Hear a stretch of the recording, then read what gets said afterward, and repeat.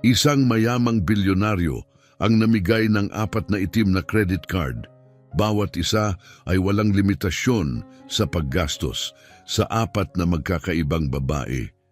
Ang nangyari pagkatapos, lalo na sa kasambahay, ay lubos na hindi inaasahan. Pero bago tayo magsimula, mag-iwan muna ng komento sa ibaba kung saang lungsod ka nanonood. At huwag kalimutan, pagkatapos mapanood ang buong kwento, bigyan ito ng rating mula 0 hanggang 10. Tara na. Hindi ko na kaya, Carlos. Isang malaking kapalpakan nito.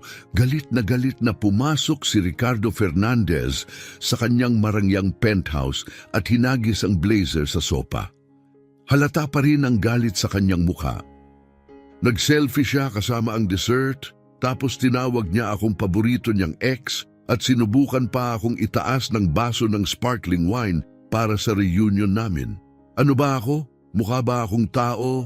O parang stock na umaakyat sa stock market?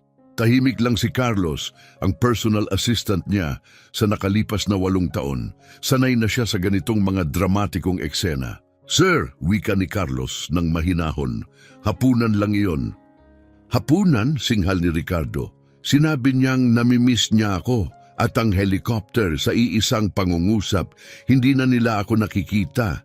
Pera na lang ang nakikita nila.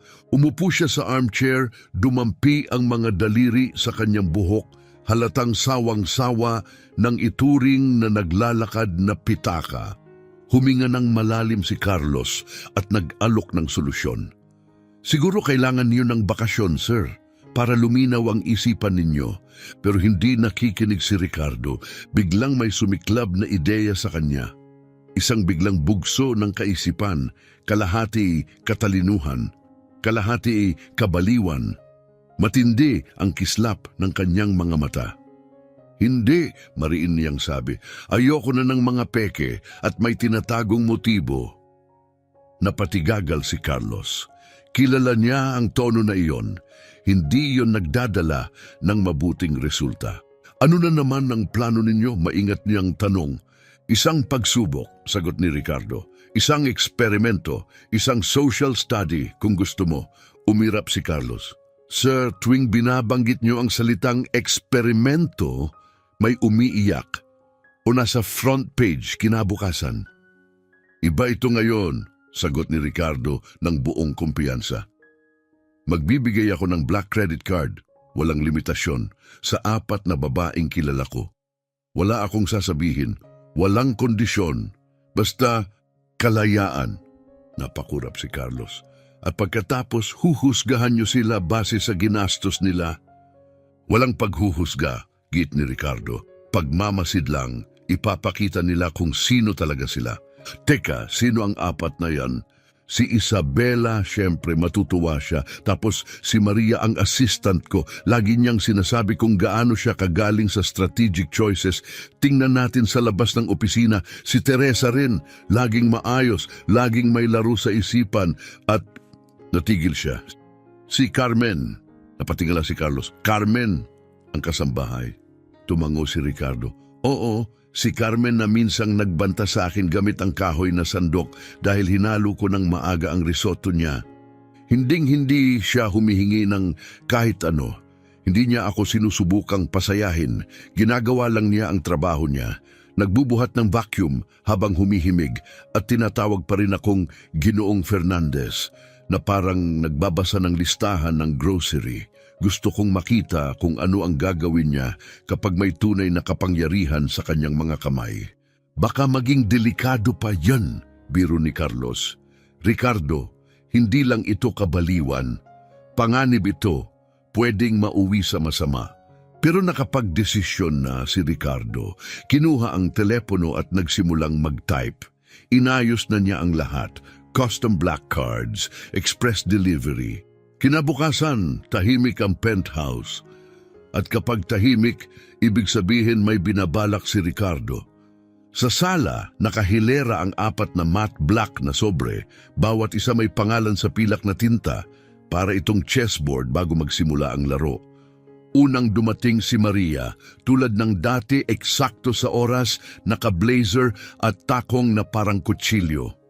Magandang umaga, Ginoong Fernandez, bati niya. May regalo ako para sa'yo, sagot ni Ricardo. Iniabot ang sobre. Pasasalamat lang sa laging suporta mo. Napakunot siya, mamamatay na ba kayo? Hindi pa, biro ni Ricardo. 3 araw sa'yo ang card, walang limitasyon. Lumabas si Maria na may ngiti ng ambisyon. Sumunod si Teresa, parang modelong lumabas sa fashion ad kahit Martes pa lang. Kalokohan ba ito? Tanong niya, tinitingnan ang sobre na parang props. Walang daya, sagot ni Ricardo. 3 araw. Gamitin mo ayon sa gusto mo. Ngumiti si Teresa, halatang may plano na. Pangatlo si Isabela, dumating mula sa elevator na parang reality TV star. Regalo? Ay Ricardo, alam kong mahal mo pa rin ako. Ani Isabela na may makinang nangiti. Iniabot niya ang sobre, 3 araw, walang kondisyon. Ipinakita ni Isabela ang card na parang tropeyo. Sa huli, dumating si Carmen, pinakasimpleng pagpasok pero pinakatotoo. Galing siya sa kusina, may hawak na mangkok ng hilaw na masa at tuwalyang nakasampay sa balikat. Boss, inuubo na naman yung oven. Parang may sipon, sabi niya. Carmen, malumanay na wika ni Ricardo. Meron din ako para sa'yo. Iniabot niya ang huling sobre. Tinitigan ito ni Carmen na parang alok ng trabaho mula sa NASA. Tinatanggal mo ba ako sa trabaho? Tanong ni Carmen, nakataas ang kilay. Hindi, syempre hindi. Regalo lang ito. Isang pasasalamat. Sagot ni Ricardo na may kalmadong ngiti. Dahan-dahang binuksan ni Carmen ang sobre, hindi sigurado kung ano ang makikita. Nang mapansin niya ang makintab na itim na credit card sa loob, nanlaki ang mga mata niya sa gulat. Pero binigyan lang kita ng sunog na banana bread kahapon. Biro niya, ayos ka lang ba? Kunin mo na lang, Carmen, sagot ni Ricardo ng banayad. Ano ba talaga ang gagawin ko dito? Tanong niya, hawak ang card na parang biro lang. Kahit ano, sa'yo ito 3 araw, tugon ni Ricardo. Seryoso ka? Talagang pwede kong gastusin kahit ano? Muli siyang nagtanong, halatang nagugulat pa rin. Kahit ano, walang limitasyon, kumpirma ni Ricardo sabay talikod na. Lumipas ang ilang oras, nakaupo si Ricardo sa opisina, hawak ang basong whiskey, nakatitig sa city skyline mula sa malalaking bintana. Hindi siya nagsisisi. Bagkus, sabik siya. Tahimik na pumasok si Carlos. Sir, nagsisimula na ang mga transaksyon, ulat niya. Tumaas ang kilay ni Ricardo. May nakakapagtaka na ba? Sandaling nag-atubili si Carlos bago sumagot. 3 helicopter rides, 1 gown na $15,000 at ilang luxury hotel bookings. Wala pang nakakagulat. Bahagyang tumango si Ricardo, inaasahan na niya yon. At si Carmen, tanong niya, puno ng kuryosidad. Sinilip ni Carlos ang tablet. Tingnan natin, palengke sa kapitbahay, bigas, poster paint, diapers, second-hand toys, at 200 hot dogs. Dahan-dahang lumingon si Ricardo. Hot dogs, 200? Umupo siya ng patalikod sa upuan, aliw na aliw. Nakakatuwa, ano kaya ang binabalak niya? Kinabukasan, nakaupo si Ricardo sa hapag, nilalaro ang kape. Sa tapat, nag-aayos ng papeles si Carlos. Biglang tumunog ang tablet. Sir, sabi ni Carlos, may bagong activity sa card. Napabangon si Ricardo. Sige, sabihin mo. Tiningnan ni Carlos ang datos. Si Isabela umupa ng helicopter para sa grand entrance sa Skyline Club. Puro pagpapakitang tao para sa influencers. Bahagyang natawa si Ricardo. Si Maria naman, nag-shopping spree. Buong wardrobe mula Bergdorf Goodman, $5,000 sa sapatos lang. At si Teresa, tanong ni Ricardo, nagpaplano ng gala. May theme na contemporary elegance. Inimbitahan na ang kalahati ng mayayamang tao sa Seattle. Tumawa si Ricardo. Parang pelikula, ang dali nilang hulaan. At si Carmen, dagdag niya, ngayon ay seryoso. Nagpakita ng interes si Carlos. Iba pa rin, bumili siya ng 200 lobo, 30 libra ng asukal, sangkatutak na gamit pang craft, pintura, brush at umupa ng van para ngayong hapon. Van, ulit ni Ricardo, para ihatid ang supplies sa isang charity event. Napatuwid si Ricardo. Charity event? Oo, at bumili rin siya ng clown costume, medium size. May pulang ilong pa, halos mabilaukan si Ricardo sa kape. Magbibihis siya bilang payaso? Ipinakita ni Carlos ang resibo. Oo nga. Tahimik si Ricardo ng ilang sandali, saka biglang natawa ng malakas. Sa lahat ng maiisip ko, si Carmen bilang payaso ang hindi ko inasahan. Baka magpalit siya ng karir, biro ni Carlos. Ngumiti si Ricardo, naging seryoso. O baka, mas kahanga-hanga siya kaysa iniisip ko. Kuryoso ka na ngayon, di ba? Sabi ni Carlos. Oo, aminado si Ricardo. At alam mo kung ano ang nangyayari kapag kuryoso ako. Gumagawa ka ng padalos-dalos na bagay, sagot ni Carlos. Tama, sagot ni Ricardo, tumayo na. Kailangan kong makita ang ginagawa niya. Hindi mapakali si Ricardo sa buong umaga. Bandang 2:00, sumuko siya. Kinuha ang susi ng isang hindi kapansin-pansing SUV at umalis. Sa address na nakuha mula sa van rental, nagtungo siya sa bahagi ng lungsod na bihira niyang puntahan. Payak pero magiliw ang lugar. Sa di kalayuan, may gusali, St. Francis Home, Shelter and Support. Nagpark siya sa tapat at natanaw ang van. Abala si Carmen sa pagbubuhat ng makukulay na kahon. Nakasuot lang siya ng lumang t-shirt at jeans, buhok na katali at masayang tumatawa. Pagkaraan ng ilang minuto, nagpasya si Ricardo. Lumapit siya sa isang mabait na matandang babae sa front desk. Ako si Ricardo Fernandez. Narinig ko ang magagandang bagay tungkol dito at gusto kong tumulong. Nagdingning ang mukha ng babae. Ako si Jennifer, ang direktor. Espesyal ang araw na ito, may party para sa mga bata. Salamat sa isang kahangahangang babae. Ngumiti si Ricardo. Napakasakto. Pwede ko bang silipin? Dinala siya ni Jennifer sa courtyard. At doon, napatigil siya. 20 bata ang naglalaro, nagtatawanan. May makukulay na lobo, mga mesa na puno ng papel at glitters. At sa gitna, si Carmen. Nakasuot ng buong clown costume, dilaw at asul na jumpsuit, sobrang laking sapatos at pulang ilong.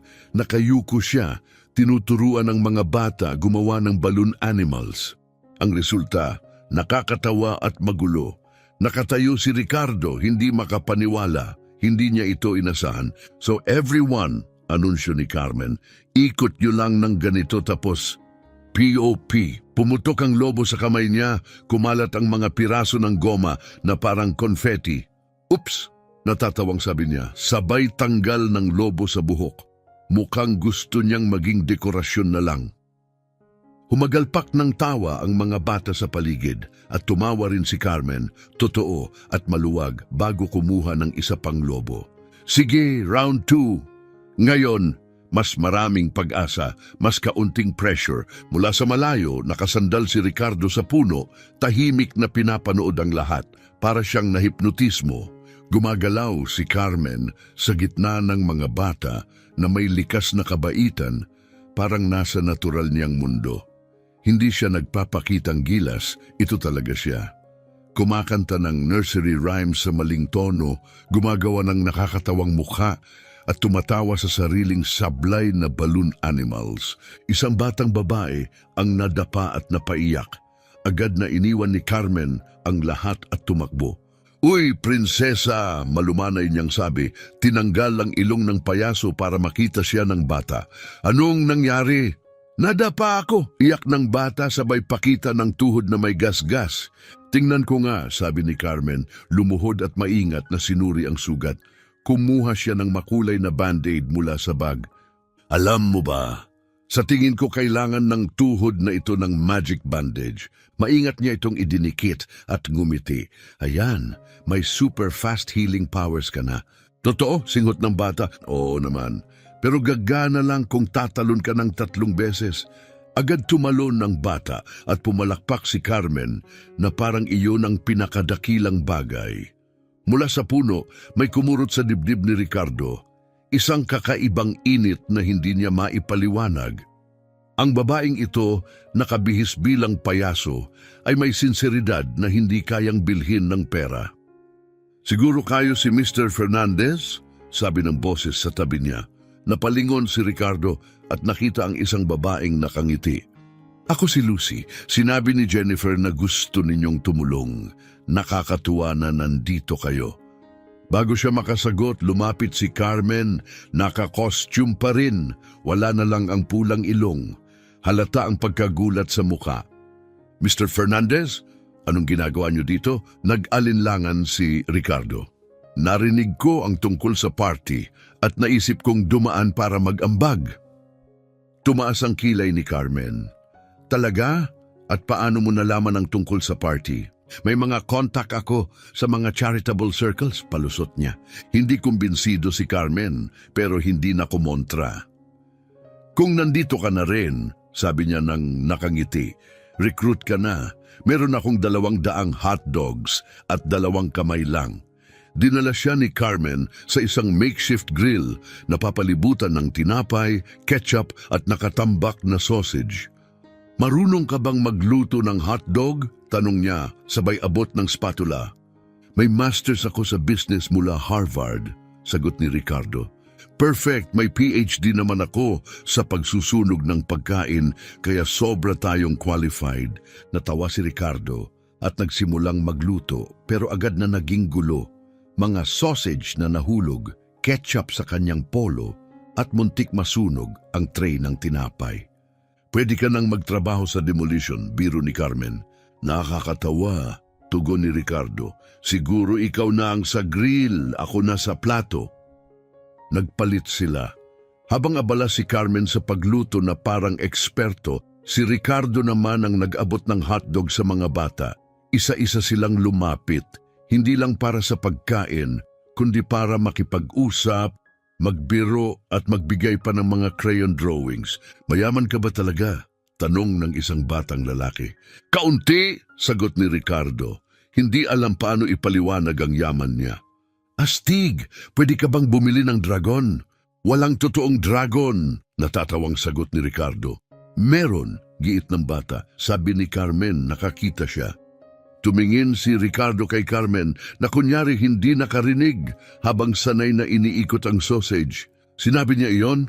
"Oh, siya ang pinakamagaling magkwento." Pagsapit ng hapon, busog ang mga bata, naubos ang hotdogs at unti-unting naging antok ang tawanan. Tinulungan ni Ricardo si Carmen magligpit. Tahimik silang nagtrabaho, namumulot ng mga lobo at laruan. Nang sila na lang ang natira, nagsalita si Ricardo. "Bakit mo ginagawa ito?" "Ang alin?" balik tanong ni Carmen. "Ito," sabay turo niya sa bakanting courtyard. "Ginugugol mo ang oras at pera dito." "Well, technically pera ko ngayon, pero..." Nagkibit balikat si Carmen. Kasi kailangan, kasi deserve ng mga batang ito ang kasiyahan kahit isang hapon lang. "Pero wala ka namang nakukuha kapalit." Ngumiti si Carmen. "Meron. Ito ang pinakamasayang parte ng araw ko." Muli naramdaman ni Ricardo ang init sa dibdib. May binabago si Carmen sa kanya at hindi niya alam kung gusto ba niyang pigilan. "Salamat sa pagpapatulong sa akin ngayon," mahina niyang sabi. "Salamat at hindi mo sinunog ang buong lugar," sagot ni Carmen na may ngiti. Habang naglalakad sila palabas, napagtanto ni Ricardo ang isang bagay na hindi niya inaasahan. Nag-iba na ang tingin niya kay Carmen. Hindi na lang siya basta kasambahay na humuhuni habang nagva-vacuum o kumakanta ng sintonado habang nagluluto. Isa siyang taong may pusong napakalaki na kayang gawing maliit ang kanyang kayamanan. Kinabukasan, hindi makapag-concentrate si Ricardo. Kahit anong gawin, bumabalik sa isip niya. Ang tawa ni Carmen, ang clown costume, ang paraan niya sa mga bata. Sa opisina, sumuko na siya. "Carlos," wika niya, ibinaba ang panulat. "Yes, sir." "Anong klaseng kape ang gusto ni Carmen?" Napatingin si Carlos. "Kape?" "Oo, si Carmen, ano ba lagi niyang iniinom?" Palagi niyang sinasabi na masyadong maarte ang Italian machine natin. Mas gusto niya yung murang instant coffee sa likod. Yung ibinibigay lang natin sa guests na hindi natin gusto." Napangiti si Ricardo. Tunay na tunog ni Carmen iyon. Napangiti si Ricardo sa sarili. Perfect. Kanselahin mo ang lahat ng schedule ko ngayong hapon. Makalipas ang 1 oras, nadatnan niya si Carmen sa kusina ng penthouse, abalang-abala sa pagkuskus ng kawali na para bang mortal na kaaway niya ito. Mahina siyang humuhuni ng sintunadong country song habang nililinis. Isang uri ng pukus na nagmumula lang sa taong tunay na nagmamahal sa ginagawa niya. "Carmen!" tawag ni Ricardo habang papalapit. "Gusto mo bang magkape tayo sa labas, sa isang tahimik na lugar?" Natigilan si Carmen sa gitna ng pagkuskus at napatingin sa kanya, nakataas ang kilay na parang tinanong siyang lumipad papuntang Mars. "Kape? Kasama ikaw sa labas?" "Oo. May alam akong maliit na lugar, walang kaartehan. Tayong dalawa lang," nangunot ang noo ni Carmen. "Seryoso, Mr. Fernandez, midlife crisis ba ito? Kahapon bigla kang lumitaw sa shelter na parang si Batman, ngayon nagyayaya ka ng kape. May natamaan ba ang ulo mo?" Natawa si Ricardo. "Baka nga. So, sasama ka ba?" Tumingin si Carmen sa suot niya, kupas na jeans na may mancha at lumang t-shirt na halatang pinagdaanan na. "Nang ganito ang suot, perfect ka na," sagot niya ng tapat. "Eksakto kung sino ka." 20 minuto ang lumipas, magkatapat na silang nakaupo sa isang tahimik na sulok ng maliit na cafe downtown. Pinili ni Ricardo ang lugar ng maingat, malayo sa mga mamahaling kainan na madalas niyang puntahan. Gusto niya ng privacy, isang lugar na walang istorbo at walang humihingi sa kanya ng kahit ano. Nasa harap niya si Carmen, iniikot ang asukal sa kape na para bang may atraso ito. Halatang kinakabahan, iniiwas ang tingin.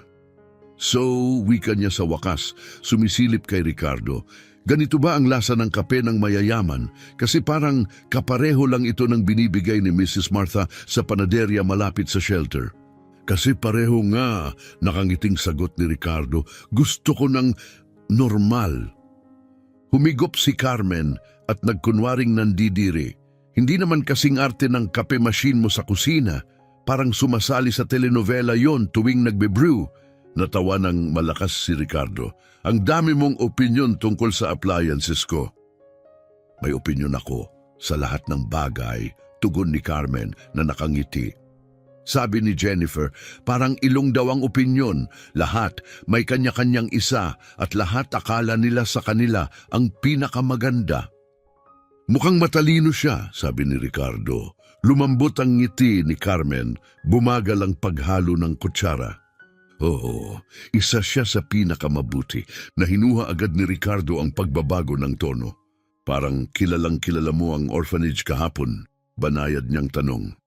"Dapat lang," sagot ni Carmen na parang walang anuman. "Doon ako lumaki." Nabigla si Ricardo. "Talaga?" "Oo, mula pagkasilang hanggang 18. Iniwan ako ng nanay ko doon bilang sanggol." Sabi ni Jennifer, bata pa raw siya at walang kakayahang magpalaki ng anak. Nag-iwan ng sulat na mahal niya ako at gusto niya ng mas mabuting buhay para sa akin. Parang simpleng kwento lang ito kay Carmen. Pero nahuli ni Ricardo ang bahid ng lungkot sa likod ng ngiti. "Pasensya na," mahina niyang sabi. Itinaboy ito ni Carmen gamit ang kamay. "Huwag kang ganyan! Ayos lang ako. Para na ring anghel si Jennifer at pamilya ko na ang mga bata roon. At natuto akong magluto sa kusina nila. Doon ko nadiskubre ang tunay kong talento, ang pagsusunog ng pagkain." Ngumiti si Ricardo. "Pero sigurado akong mahirap din." "Minsan, oo," aminado si Carmen, "lalo na kapag may na-a-adopt at ako hindi. Dumating din ako sa punto na hindi na ako nagtatanong kung bakit. Iniisip ko na lang, baka hindi talaga para mapili. Baka nandito ako para mag-alaga ng iba." Muling kumirot ang dibdib ni Ricardo. Hindi lang siya matatag, sakripisyoso pa, at hindi dahil gusto ng atensyon. Ganun lang talaga siya. "At nung mag-18 ka," Tanong ni Ricardo. Doon ka na pinaalis, Rules. Nakahanap ako ng trabaho sa sandwich shop, nakikitira sa maliit na apartment kasama ang 2 babae at bumibisita sa shelter kapag kaya hanggang sa makita ko ang ad mo para sa housekeeping. Mas gusto ko yon kaysa amoy pickles buong araw. At ayun na ang kasaysayan? Oo, ngayon, nililinis ko ang penthouse mo, nakikipagtalo sa espresso machine mo at kumakanta ng sintonado sa sala. Pero maayos ang sahod at hinahayaan mo akong kumanta. Rare yan. Sintonado ka talaga kumanta. Alam ko, tawa ni Carmen. Gift ko yon. Hindi lahat kayang sirain ang kanta ng ganon. Nag-usap pa sila ng halos 1 oras tungkol sa lahat at wala. Sa bawat kwento at bawat tawa, mas malinaw na nakikita ni Ricardo kung sino si Carmen. Hindi lang siya nakakatawa, hindi lang siya mabait, totoo siya. Isang bagay na matagal nang hindi niya nararanasan. Pagbalik nila sa penthouse, bumalik agad si Carmen sa kanyang routine. Humuhuni habang papasok sa kusina. Pero may nagbago. Hindi na siya basta kasambahay sa paningin ni Ricardo. Isa na siyang taong mahalaga. Mr. Fernandez, bati ni Carlos na may bahid ng kaba. May mga tawag kang natanggap habang wala ka. Humigop si Ricardo ng tubig. May urgent ba? Well, 3 beses tumawag si Isabela. Narinig daw niya ang tungkol sa charity event at gusto raw niyang makisali. Tinawag niya itong, quote, isang media moment na hindi niya pwedeng palampasin. Napabuntong hininga si Ricardo. Paano niya nalaman? Tumawag din si Maria. Magkasama daw silang nag-lunch ni Isabela at nagsimulang magplano, magplot, kung paano susuportahan ang bago mong philanthropic initiative. Napataas ang kilay ni Ricardo ni hindi nila alam kung ano ang initiative. Tama, kumpirma ni Carlos. Pero nag-post na si Isabela sa Instagram. Hawak niya ang kandila na may caption na Getting ready for something truly special, a cause close to my heart. May 15,000 likes na. Napahawak si Ricardo sa sentido.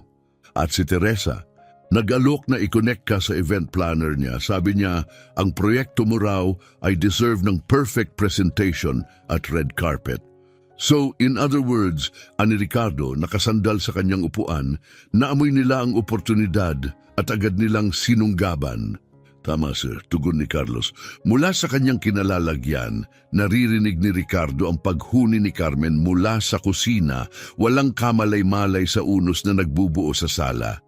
Malamang naghahanda ito ng hapunan, sintunado ang tono pero puno ng buhay. At ang pagkakaibang iyon, si Carmen kumikilos ng tahimik at tapat habang ang iba'y nagplaplano kung paano pagkakakitaan ang sitwasyon, ay hindi niya maikaila. Ginastos ni Carmen ang pera nang walang kapalit, walang social media posts, walang mamahaling bag, walang headline, puro kabutihang loob para mapasaya ang mga bata. Samantalang ang 3, abala na sa paggamit ng kanilang mabuting gawa bilang palabas para sa pansin. Carlos, wika ni Ricardo, kalmado pero matatag, kanselahin mo muna ang lahat ng meeting na sinusubukan nilang ischedule sa akin. Naiintindihan, sir. Kailangan kong mag-isip. Kailangan kong magdesisyon kung sino ba talaga ang karapat-dapat manatili sa buhay ko, tumango si Carlos. At ang credit card experiment, sir, paano mo ito susuriin ngayon? Tahimik si Ricardo. Pinabayaan niyang bumalot ang katahimikan habang umaalingaw-ngaw ang sintonadong awit ni Carmen sa buong penthouse. Mas marami itong itinuro sa akin kaysa inaasahan ko, mahina niyang sabi. Sobra pa. Kinagabihan, mag-isa siyang nakaupo sa grand dining room. Isang plato ng pagkain ang nasa harap. Hindi man lang niya tinikman. Pinapaikot lang niya gamit ang tinidor habang muling bumabalik sa isipan ang lahat ng nangyari nitong nakaraang 3 araw. Sa loob ng 72 oras, tuluyang nagbago ang pananaw niya sa mga taong pinakamalapit sa kanya. Si Isabela, si Maria at si Teresa, lahat sila tumugon sa paraang hindi na ikinagulat ni Ricardo ngunit nakapanghinawa. Nakita nila ang card hindi bilang regalo kundi bilang tulay papunta sa kasikatan, impluensya at pagkilala. Pero si Carmen, taliwas ang ginawa niya. Ginastos niya ito para sa mga bagay na may saysay, hindi para sa sarili, kundi para sa iba. At nang malaman pa ni Ricardo kung saan siya nagmula, lalong humanga siya. Walang yaman, walang koneksyon, walang kapangyarihan si Carmen, tanging kabutihan at likas na pagnanais na magbigay. Ang tunay na tanong ngayon ay hindi na tungkol sa kanila, tungkol na ito sa kanya. Ano ang gagawin niya sa bagong kaalaman na ito? Pagsapit ng Biyernes ng umaga, paikot-ikot si Ricardo sa penthouse, parang isang hukom na magbababa ng hatol, hindi mapakali. Kinakabahan, hindi ito basta pag-uusap, ito'y tila isang reckoning. Carlos, sabi niya habang inayos ang kanyang kurbata sa 10 beses, lahat ba ay nakumpirma para sa 2:00? Oo sir, darating si Isabela sa nakasanayan niyang estilo sa pamamagitan ng helicopter. Siyempre, si Maria inayos ang schedule niya, nandito siya, at si Teresa, sabi niya, quote, fashionably late, kahit ano raw ang ibig sabihin noon, napatawa si Ricardo. At si Carmen? Ngumiti si Carlos. Sinabi niya, at ito ay direct quote, kung tungkol sa pera, pwede ba akong gumawa ng sandwich para sa lahat? Kasi kapag pera ang usapan, nagugutom ako. Napahalakhak si Ricardo, ang una niyang tunay na tawa ngayong araw. Alam ba niyang ibabalik ang card? Sinubukan na niya, sir. Sabi niya 3 araw ng unlimited spending ay sobra na para sa buong buhay. Eksaktong 2:00, ang sala ng penthouse ay para bang finale ng isang reality TV show. Dumating si Isabela ng 15 minuto ang aga, suot ang gown na parang may sarili itong security. Umupo siya malapit sa malaking bintana. Pinapainit ng araw ang kanyang pinakamagandang anggulo. Si Maria, nakaupo ng tuwid at profesional, hawak ang tablet na para bang papasok sa corporate pitch meeting. Si Teresa, gaya ng pangako, dumating 10 minutong late, nakasuot ng oversized sunglasses na parang iniiwasan ng paparazzi, kahit nasa loob naman sila. Si Carmen, huling lumabas galing sa kusina, nabasa pa ang kamay at pinupunasan sa apron. Pasensya na, nahuli ako, kanya. Kailangan ng oven ng seryosong atensyon para siyang crime scene sa loob. Tumayo si Ricardo sa gitna, tinitingnan ang matinding kaibahan ng 4. 3 ay parang nasa photoshoot para sa high-end magazine. Isa ay mukhang bagong nakalaban ng casserole dish. Salamat sa pagdating ninyo, panimula niya. Huminga siya ng malalim. 3 araw ang nakalipas, binigyan ko kayo ng black credit card. Sinabi kong regalo ito, pero hindi iyon ang buong katotohanan. Isa itong eksperimento. Nagulat ang 3. Bumuka ang makintab na labi ni Isabela. Si Maria ay kumurap na parang nag-crash ang software. At si Teresa ay tumango lang ng kaunti, interesado. Nagkibit balikat si Carmen, nalilitong tumingin sa iba. Ha? Eksperimento pala? Akala ko thank you gift lang. Para, alam mo na, bumili ng gamit. Ngumiti si Ricardo. Carmen, bakit hindi ikaw ang mauna? Sabihin mo kung paano mo ginamit ang card. Nag-angat balikat si Carmen. Wala namang espesyal. Bumili lang ako ng gamit para sa mga bata sa shelter. Pagkain, laruan, pintura, mga pang-activities, yun lang. Normal, singit ni Isabela, taas ang kilay. Darling, ang normal ay spa day, siguro shopping spree sa Paris. O isang course para mapahusay ang skill set mo, dagdag ni Maria. Isang bagay na magdadagdag ng value sa resume mo. Napakurap si Carmen. Spa day? Naliligo naman ako araw-araw. Ayos pa ang balat ko. At wala namang course na nagtuturo kung paano patawanin ang isang kwarto ng mga bata. Kasi iyon ang binayaran ng pera. Mga ngiti, mahinang natawa si Teresa. Sweet naman yun, Carmen. Pero may mas polished na paraan para gumawa ng pagbabago. Tulad ng ano? Tanong ni Carmen, tapat na nagtataka. Halimbawa, gala. Sagot ni Teresa, taas ang baba. Magdala ng donors, media, buzz. ganon ka bumubuo ng momentum para sa tunay na pagbabago. Tama, dagdag ni Isabela, kailangan mong mag-isip pang matagalan. Ginamit ko ang card para mag-invest sa digital brand ko, buong kumpiyansang anunsyo ni Maria. Idinokumento ko ang buong experience sa social media. Ang goal ay magbigay inspirasyon sa mga followers ko para hikayatin silang mag-isip tungkol sa philanthropy na pakurap si Carmen. So, kinuhanan mo ng litrato ang pera? I-correct ko lang, kinapture ko ang journey, sagot ni Maria, taas ang baba. Ang transformation, ang discovery, ang potential para sa social impact. Napakamot ng ulo si Carmen, halatang litong-lito. Okay, pero may batang kumakalamang tiyan na gumaan ang pakiramdam matapos makita yung mga post. Tumahimik ang buong silid. Mabigat, nakakailang. Kinagat ni Ricardo ang loob ng pisngi para hindi matawa ng malakas. Nagubo si Maria, pilit binabawi ang tono. Carmen, hindi namin sinasabing mali ang ginawa mo. Iba lang, mas strategic ang approach namin. Strategic? Ulit ni Carmen. Halimbawa, patuloy ni Maria parang nagpe-present sa investors. Binili ko ng bagong wardrobe ang sarili ko. Nakakatulong yon para mag-iwan ng mas magandang impresyon sa mga client meetings na nagdadala ng mas maraming business. At yung revenue maaari kong gamitin sa charitable causes. Nakatitig lang si Carmen, iniisip ang lohika. So, bumili ka ng mamahaling damit para kumita ng mas maraming pera, para balang araw, baka sakali, magbigay ka rin ng konti? Exactly, sagot ni Maria. Pero habang naghihintay tayo sa balang araw na yon, dahan-dahang dagdag ni Carmen, gutom pa rin ang mga bata ngayon. Nagalinlangan si Maria. Long-term strategy ito. Gets ko, tumango si Carmen.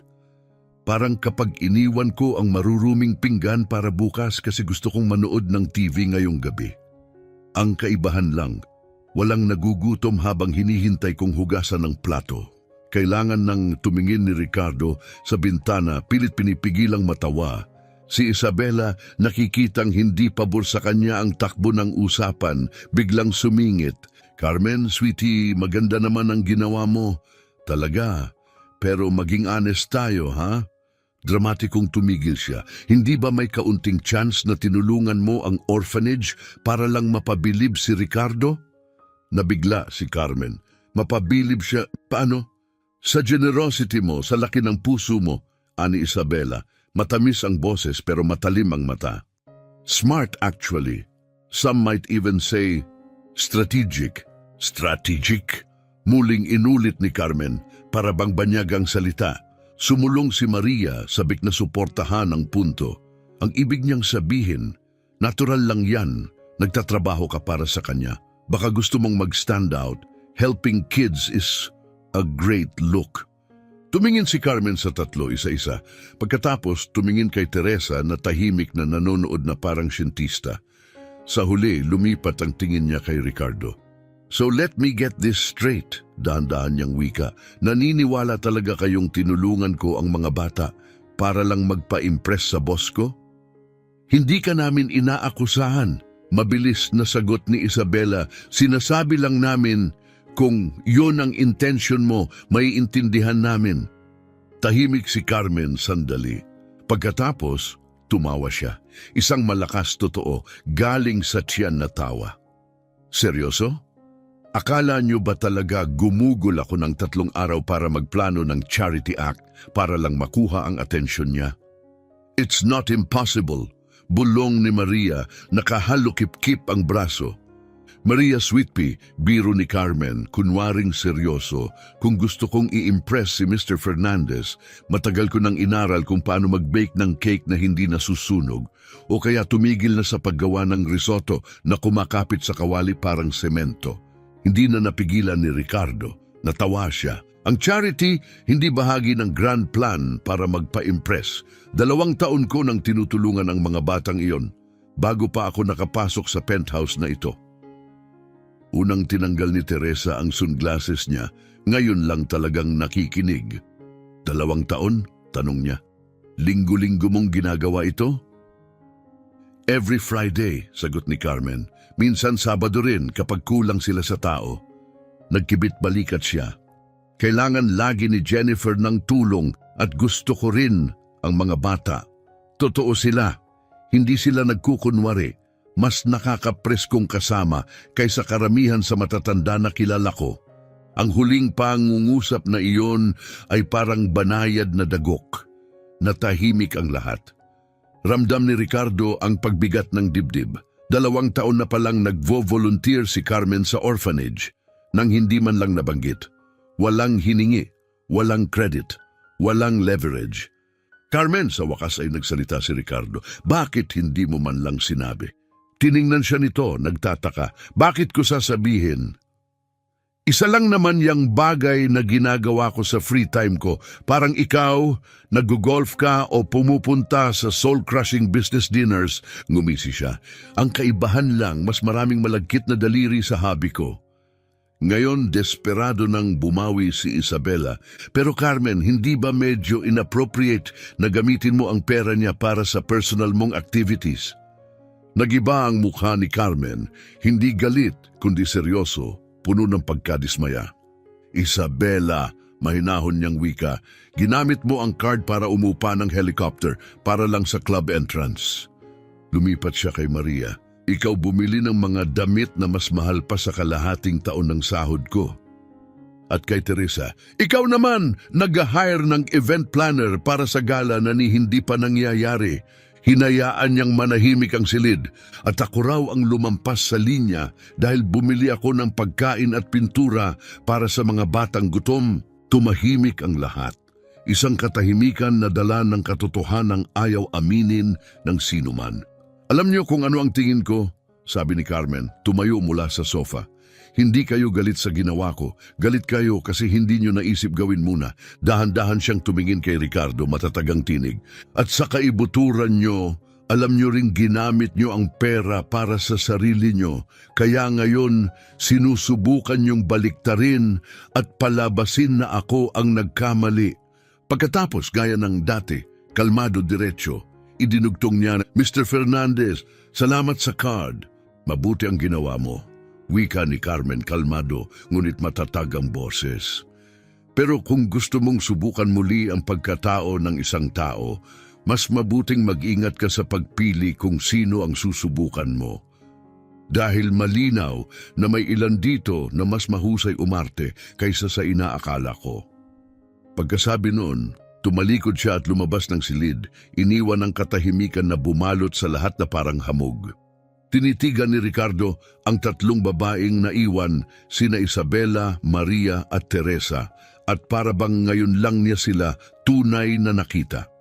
Hindi dahil sa kanilang mga ngiti o alindog, kundi dahil sa mga pinili nilang gawin. Hindi ito tungkol sa kung ano ang binili nila, tungkol ito sa kung sino talaga sila kapag hinarap sa matapat na katotohanan. Wala nang natitirang pagdududa kay Ricardo tungkol sa intensyon ni Carmen. Sa katunayan, ang tanging malinaw sa kanya ngayon ay maaring si Carmen lang ang tanging taong walang pag-iimbot sa buong mundo niya. At ang pagkatuklas na iyon ay nakakatakot at nakaka-inspire ng sabay na natiling mabigat ang silid hanggang sa basagin ni Isabela ang katahimikan, hinawi ang buhok at nagpumilit ngumiti.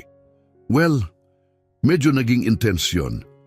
Mariing isinara ni Maria ang kanyang tablet. Ricardo, karapatan naming malaman, bakit mo talaga ginawa ito dahil malinaw na hindi lang ito basta regalo. Huminga ng malalim si Ricardo, dama pa rin ang bigat ng lahat. Gusto niyo ba ng totoo? Magandang simula yun, sabat ni Teresa, ibinalik ang sunglasses sa kanyang mata. Isang test ito, sagot niya. Gusto kong makita kung paano kayo tutugon kapag binigyan ng walang limitasyong resources, walang rules, kalayaan lang. Biglang tumayo si Isabela. Sinubukan mo kami. Niloko mo kami. Binigyan ko kayo ng buong kalayaan ng walang kondisyon. Nasaan ang panlilin lang? Ginamit mo kami parang daga sa laboratorio, singhal ni Maria. Manipulasyon yon. Hindi, manipulasyon kung sinabi ko kung ano ang dapat gawin ninyo. Hindi ko ginawa, pinanood ko lang. Tumawa si Teresa ng tuyo. At ano ang itinuro sa iyo ng grand experiment mo, Dr. Fernandez? Gusto niyo ba talagang malaman? Balik tanong ni Ricardo. Oo, sagot ni Isabela, nakahalukip-kip ang mga braso. Isabela, panimula ni Ricardo, nakatingin sa kanya. Ginamit mo ang card para palakasin ang social media brand mo. Maria, ginamit mo ito para sa wardrobe mo. Teresa, nagplano ka ng event para maka-impress sa elite. At si Carmen, pinakain niya ang mga batang nangangailangan. So what? Balik ni Isabela. Ang content ko kayang mag-inspire ng libo-libo. Value rin yon. Kaya, baka. Pero may natulungan ba talaga? O likes lang ang nakuha mo? Hindi yan ang punto, singit ni Maria. Strategic ang choices ko. Naglatag ng pundasyon para sa long-term giving. Potensyal, tugon ni Ricardo. Iyon ang salitang ginamit nyo. Lahat kayo nag-invest sa potensyal, pero si Carmen, nakita niya ang agarang pangangailangan at kumilos siya. Hindi naghihintay, hindi nagbabranding, hindi nagmamarketing. Napabuntong hininga si Teresa, inis. Ricardo, masyado kang sentimental. Ang totoong pagbabago kailangan ng strategy. O baka naman, sagot ni Ricardo, binalot niyo lang ang kasakiman ninyo sa magarang packaging at tinawag na strategy. Nag-iba ang hangin, naging alanganin, nagkatinginan ng tatlo, walang masabi. Kinuha ni Isabela ang kanyang bag. Kung santo ang gusto mo, dapat sinabi mo mula sa simula.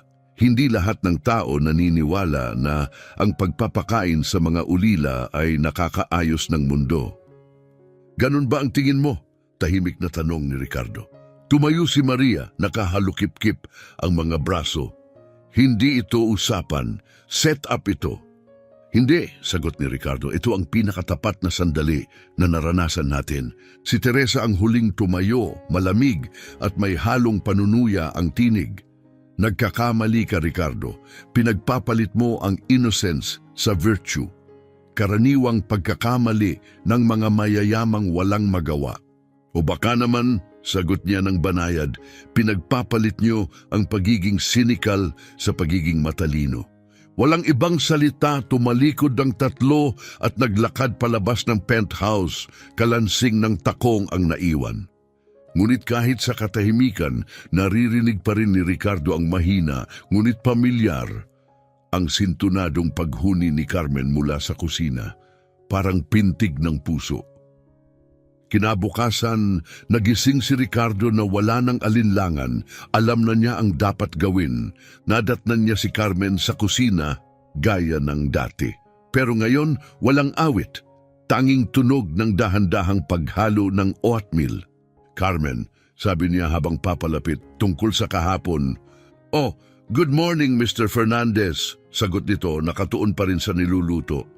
Pasensya na kung medyo matindi ang dating ko. Minsan kasi hindi nagkakasundo ang utak at bibig ko. Huwag kang humingi ng paumanhin, sagot niya. Tumayo ka para sa totoo at binigyan mo ako ng ideya. Napalingon si Carmen, nagtataka. Ideya? Gusto kong suportahan ng opisyal ang orphanage, anya. Hindi lang sa pamamagitan ng tseke, pero isang malaking event, isang bagay na tunay na makakabago ng buhay. Nabitawan ni Carmen ang kutsara sa oatmeal. Teka, seryoso ka? Pinakaseryoso kong sinabi, sagot ni Ricardo. Tumaas ang kilay ni Carmen. May catch to. Meron, aminado si Ricardo. Ikaw ang magpipresent ng project. Sa harap ng lahat, namilog ang mata ni Carmen. Ako, Mr. Fernandez, natamaan ka ba ng ulo lately? Hindi ko nga kayang umorder ng pizza nang hindi nauutal. Pero kaya mong pakalmahin ang batang umiiyak sa ilang segundo. Kaya mong gawing pista ang 200 hotdogs. Maniwala ka, Carmen, kaya mong mag-present ng project. Naglakad siya ng paikot sa kusina, halatang kinakabahan. Iba yon. Hindi ako hinuhusgahan ng mga bata kapag nagkakamali ako. Mga matatanda yon, mayayamang importante. Lumapit si Ricardo, kalmado at matatag. Carmen, kilala mo ang orphanage, higit kaninuman. Ikaw ang nabuhay doon, huminga doon. Walang ibang makakapagkwento gaya mo. Umungol si Carmen, patuloy ang paglalakad. Wala akong ideya paano magsalita sa harap ng tao. Hindi ko rin alam anong susuotin. Magmumukha lang akong katawa-tawa. Sisirain ko lang. Hindi, banayad na sagot ni Ricardo. Mag-i-ensayo tayo. Nangunot ang noon niya. Practice? Paano? Sa microwave? Hindi, ngumiti si Ricardo. Simulan mo sa akin. Ikwento mo ang orphanage na parang hindi pa ako nakakapunta. Ngayon? Ngayon. Pero nagluluto ako ng oatmeal at teddy bear apron ang suot ko. Eksakto. Kung kaya mo akong maantig habang ganyan ang itsura mo, isipin mo na lang kapag naka-formal dress ka. Napahiling si Carmen pero tumayo, hawak ang kahoy na sandok na parang mikropono. Okay, umubo siya. St. Francis Home ay isang lugar kung saan inikot niya ang sandok, aksidenteng natalsikan ng oatmeal ang pader. Ay naku! Tingnan mo to, natawa si Ricardo. Carmen, huminga ka lang, huwag kang mag-speech, makipag-usap ka lang. Huminga ng malalim si Carmen, nag-focus. Ang mga bata, kamangha-mangha sila, lahat may kakaibang galing. Si Alfredo, gumuguhit ng superheroes kahit saan pati sa napkin. Si Sarah, kumakanta sa banyo at akala niya walang nakakarinig, pero lahat kami rinig siya. At si Michael, nangongolekta ng maliliit na bato kasi sabi niya may mukha lahat ng ito. Habang nagsasalita, nag-iba ang tono niya. Tumibay ang boses, kumalma ang kamay. Nakalimutan ang apron, ang sandok at ang oatmeal. Ang natira na lang ay ang puso niya. Hindi nila kailangan ng awa, kailangan nila ng pagkakataon, isang taong naniniwala sa kanila. Araw-araw, ginagawa yon ni Jennifer, pero iisa lang siya. Laging may dumarating na bagong bata. Mga panaginip na gutom. Pagkatapos, ngumiti si Ricardo. Perfect yon. Talaga, hindi ko nga nabanggit ang numbers o plans o philanthropy. Nabanggit mo ang pinakamahalaga, ang tao. Yon ang nagbubukas ng bulsa, yon ang nagbabago ng buhay. Sa loob ng 2 linggo, nagsanay si Carmen na parang buhay na niya ang nakataya. Madalas mahuli siya ni Ricardo na nagsasalita sa toaster, sa fridge o sa spice rack. Isang umaga, nahuli niya itong kausap ang blender ng buong emosyon. At kaya mahalaga ang suporta ninyo, aniya, bago mapansing, nakatingin si Ricardo. Gaano ka nakatagal nandyan? Sigaw niya, namumula ang pisngi. Simula pa nung tinawag mong distinguished audience ang blender, biro ni Ricardo. Diyos ko, ungol niya, tinakpan ang mukha. Ito na ang kinahinatnan ko. Nananaginip pa nga ako kagabi na nagsasalita ako sa kwarto puno ng tinidor. Natawa si Ricardo. At kumusta ang talk? Standing ovation ng tinidor. Ang mga kutsilyo, mixed reviews. Sabi niya, tawa sa sariling biro. Gets mo? Mixed, parang cutlery set? Gets ko, natatawang sagot ni Ricardo. At gusto ko yon. Kahit ang kaba mo nakakaaliw, habang tumatagal ang pagsasanay, lalong nare-realize ni Ricardo ayaw niyang matapos ang mga sandaling ito. Ang mga biro, ang takot, ang kwento ni Carmen, hindi lang distraction. Sila ang pinakatotoong bahagi ng araw niya. Isang hapon, habang nag-e-ensayo, nadapa siya sa isang salita. And with your help, we can grow our philanthropy. Philanthropy? Ulit ni Ricardo, taas ang kilay. Baka ito yung klase ng charity na may kasamang hunting. Biro niya, sabay bagsak sa upuan. Mr. Fernandez, siguradong mapapahiya mo lang ako. Umupo si Ricardo sa tabi niya, malambot ang tinig. Alam mo ba kung ano ang pinagkaiba mo sa lahat ng tao sa kwartong iyon? Marunong silang bigkasin ang philanthropy. Marunong silang magkunwaring may pakialam. Ikaw, totoong may pakialam. At yon ang dahilan kung bakit ka naiiba. At yon ang mahalaga. Nagtagpo ang kanilang mga mata at sa katahimikang iyon, nagbago ang hangin. May hindi nasasabi pero malinaw na koneksyon.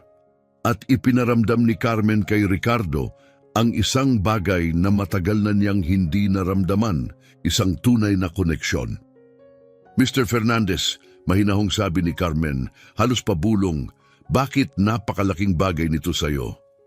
Nag-aatubili si Ricardo. Pagkaraan, buong tapat siyang nagsalita dahil pinaalala mo sa akin na may mga bagay sa mundong ito na mas mahalaga kaysa pera. At dahil gusto kong makita ng mundo ang nakikita ko kapag tinitingnan kita. Namula ang pisngi ni Carmen at umiwas ng tingin. At ano ang nakikita mo? Mahina niyang tanong. Muling kumabog ang puso ni Ricardo.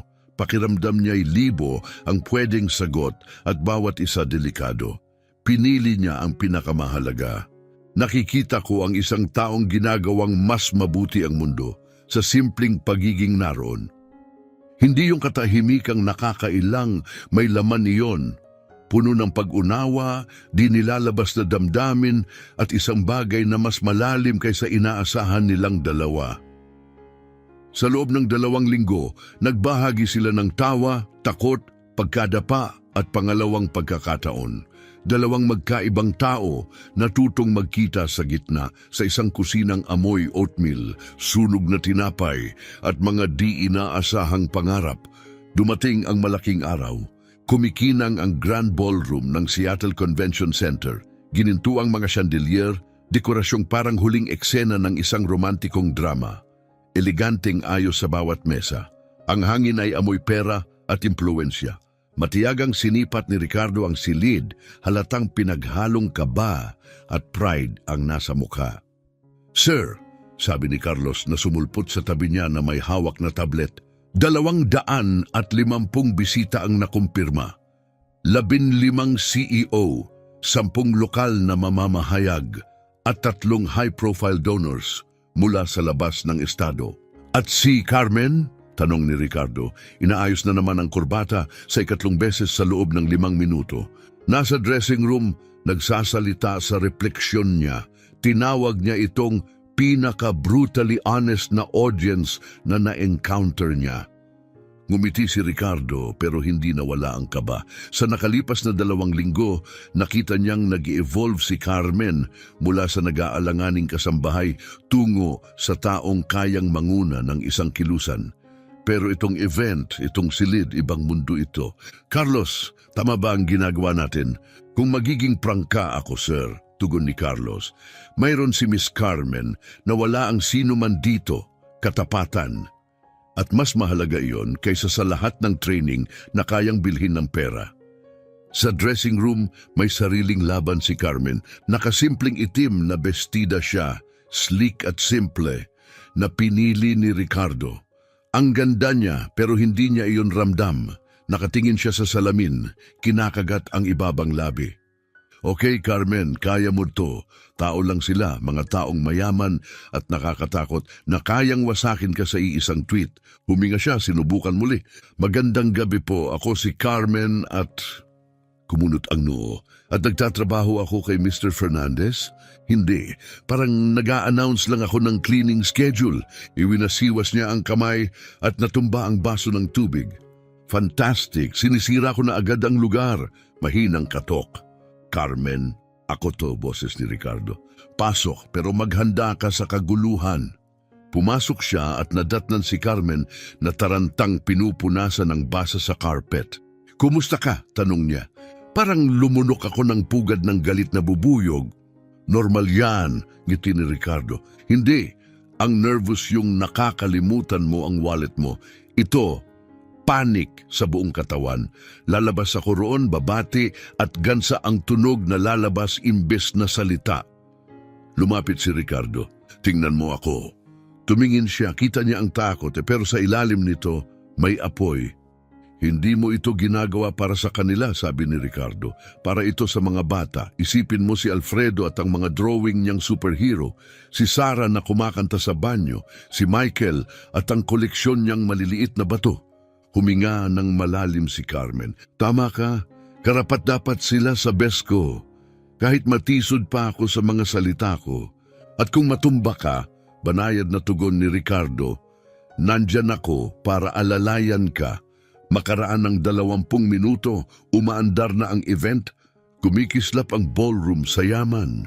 Mga kwintas na diamante, kuminis na cufflinks at champagne flutes na parang accessories lang. Pawang pabulong at pulidong networking. Gumalaw si Ricardo sa gitna ng tao pero hindi mapigilang sulyapan ang gilid ng entablado kung saan nakatayo si Carmen. Kalma siya mula sa malayo pero kilala na siya ni Ricardo. Pinipilipit ng mga daliri ang laylayan ng bestida, mababaw ang hinga. Ricardo! Pamilyar na boses. Parating si Isabela, kumikislap sa pulang gown, nakangiti ngunit iba ang mga mata. Akala mo ba palalampasin ko ang ganitong event? Sabay-akbay sa kanya. Lalo na nang marinig kong ang housekeeper mo ang maghi-headline ngayong gabi. Hindi lang kasambahay si Carmen, mas madiin kaysa sa inaasahan niyang sagot. Siyempre naman, matamis na tugon ni Isabela. Balita ko, madalas kayong magkasama nitong huli. How? Inspiring. Bago siya makasagot, dumating si Maria, eksaktong timing. Ricardo, ngiting rehersado.